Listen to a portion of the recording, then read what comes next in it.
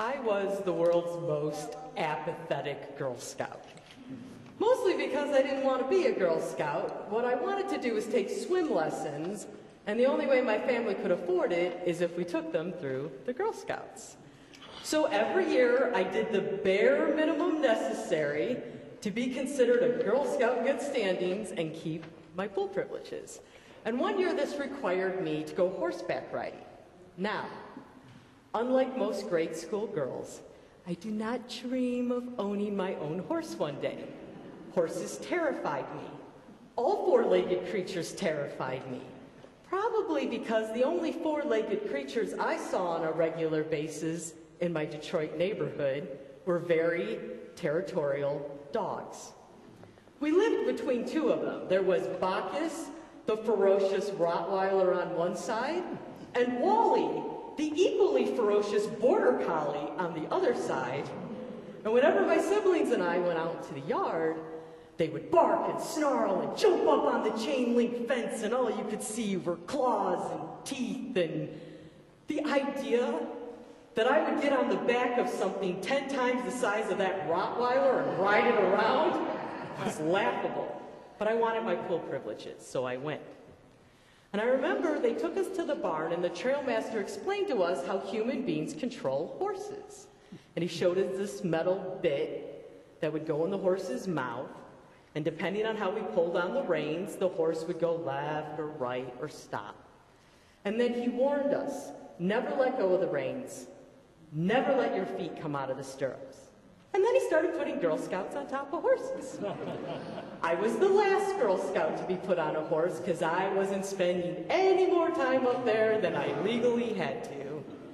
And I will never forget the feeling of this giant beast shifting its weight underneath me while I sat up there clutching the reins, keeping my feet in the stirrups, trying not to breathe.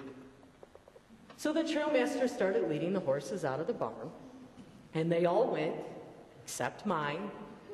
He was just standing there, and I was on top, frozen, clutching my reins with my feet in the stirrups.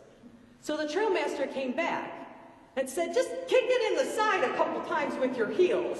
And I was like, I'm not doing that. So he came in the barn and swatted the horse in the rump, and it took off. My heart was in my throat. And he's following the other horses, and I'm like, I'm not going to make it. Well, fortunately, my horse was no more interested in going on that trail ride than I was. And as soon as the last horse disappeared in the woods, mine stopped, dropped his head, and started eating. Now, at first, I was still terrified because I was alone on my worst nightmare, clutching reins and holding my feet in the stirrups. But the longer he ate, the more I thought, maybe this horse will keep eating if I'm still enough. The other horses will come back, we'll join them going back into the barn, and nobody will know I didn't go on this trail ride. I'll get my badge, keep my pool privileges, it's all good. And it looked to be working out. He kept eating, and I started to relax.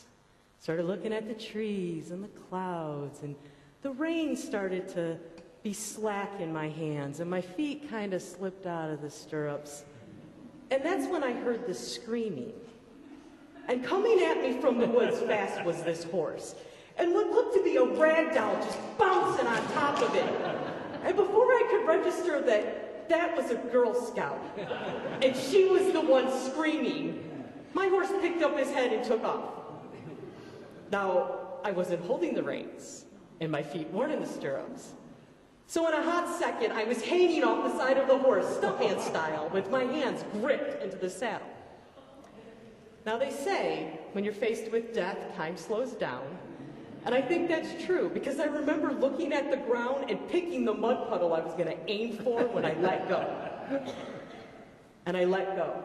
Splash. 5 seconds later, splash. The screaming Girl Scout was right next to me.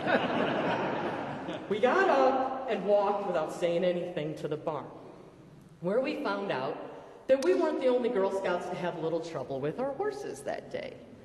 And what would later be described as spring fever, all the horses sort of lost it on the trail ride and started bucking Girl Scouts left and right, resulting in 2 concussions and 1 broken arm. We were lucky. But I remember remember when my Girl Scout leader dropped me off at my house, and I'm walking up the driveway, wet, bruised, cold, Bacchus going nuts on one side of me, Wally going nuts on the other side of me, that this thought occurred to me. No pool privileges